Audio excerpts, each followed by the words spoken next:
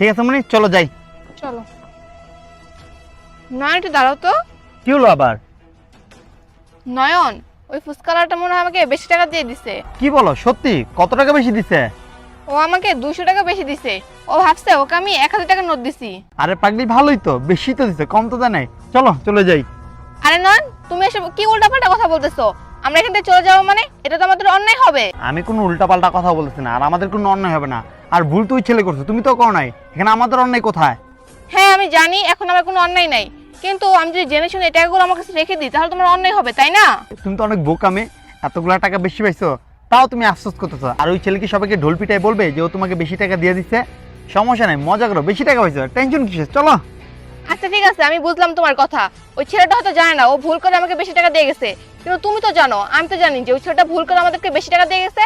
যখন আমার বিবেক আমাকে প্রশ্ন করবো তখন আমি কি জবাব দিব বলো তুমি? আরে পাগলি,